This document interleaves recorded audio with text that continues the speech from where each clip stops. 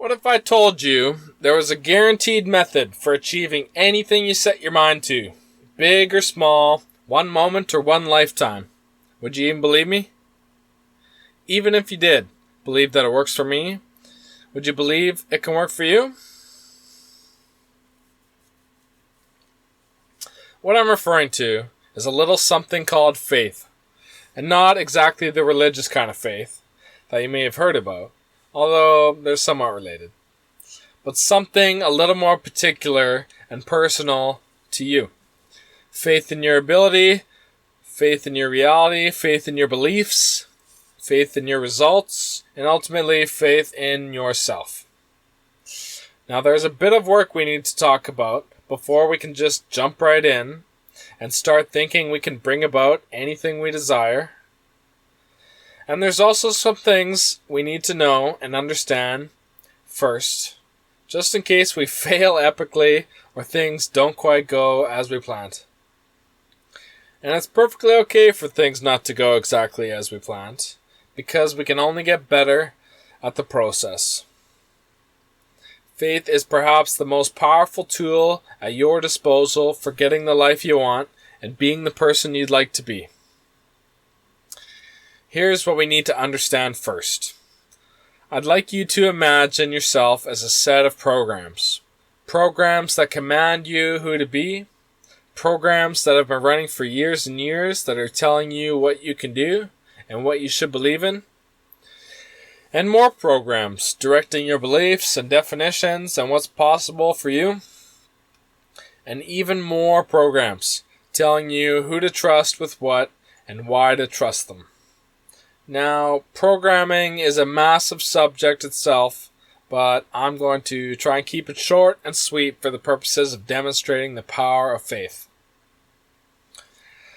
So now that we're imagining we're basically just software with code and definitions, let's consider something simple, like our own ability to play soccer.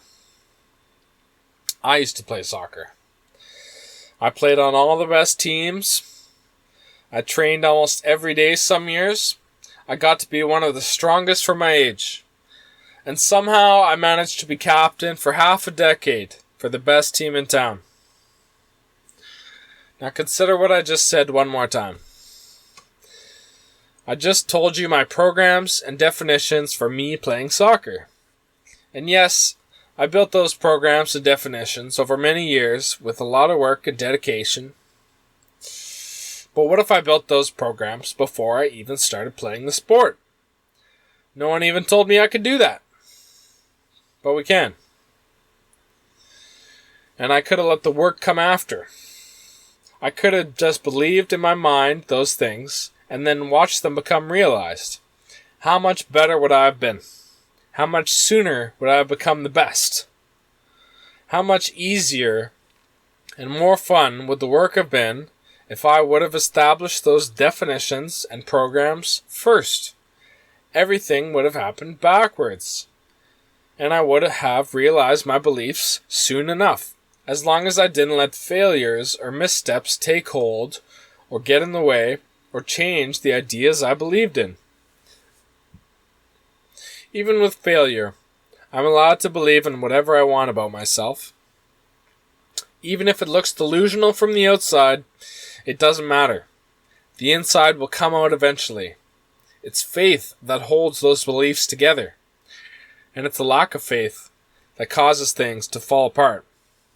Here's what we need to understand second. I gave you a specific example, but I gave it to you completely out of context of the rest of myself. So I told you some of my programs about playing soccer, but what about all the other programs around those programs? How fast did I think I could be? Why or why not?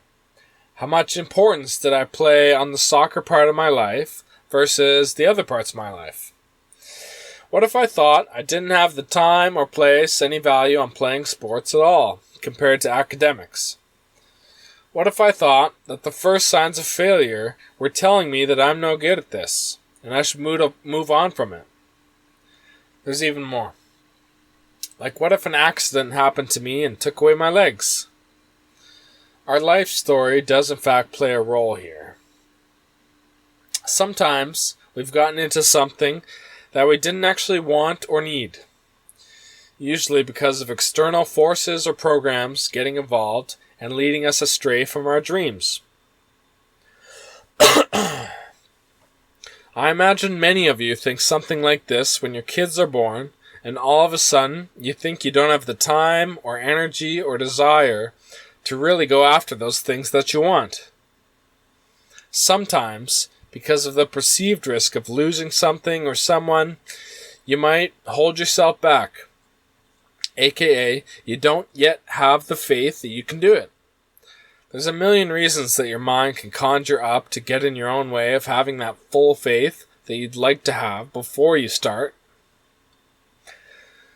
So how do we start using faith better? Let's go back to imagining we're just a composition of programs and definitions for a second. Even if many of those programs and definitions have been given to you unconsciously, I need you to know that you have the power to delete any one of them, or most of them, using your will. You have the ability to say, nope, that's not for me. Nope, I'm not like that anymore. Nope. Even though that situation changed me, I'm allowed to push forward into my dreams through any obstacle or failure because it's what I wanted. Or, nope, I may not be the expert now, but I know I will be. So I'm going to start acting like it now and trip my way to the top, if that's how it's going to go. The faith we choose to have is like a transforming energy that's never quite static, even after we've proved ourselves right 1,000 times. It's a process in motion of realizing new programs and getting rid of old ones all at the same time. Faith is like a back and forth of do I think I can or do I think I can't? Why or why not? It's more of a choice than an answer. The person that's failed 1,000,000 times sure knows and understands a lot more than the person that hasn't. Sometimes 1,000,000 failures are part of the journey of faith, kind of like a test of what it means to have faith. The person that keeps holding on to it passes the test, and the person who lets it go fails. In conclusion, I want you to try experimenting with your own faith. What do you want to do, or who do you want to be?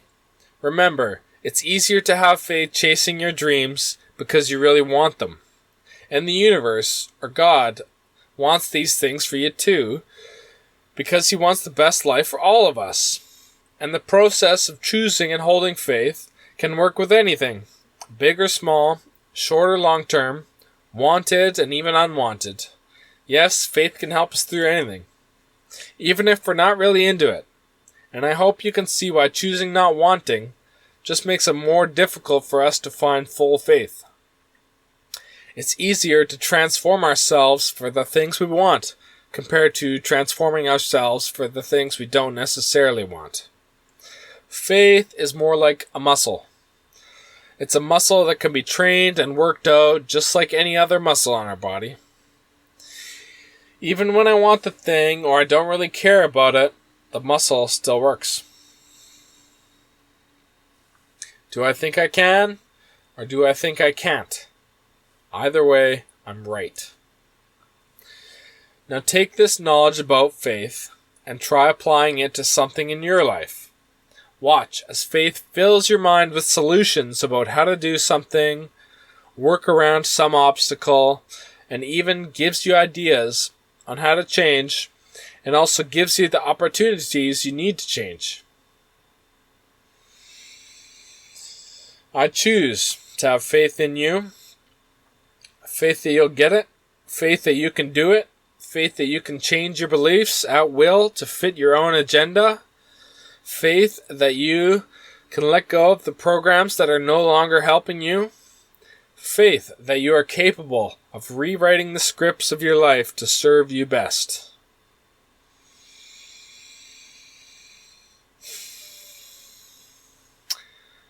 Thanks for listening to my speech about faith. and share this message with someone who needs it. Thanks. Bye.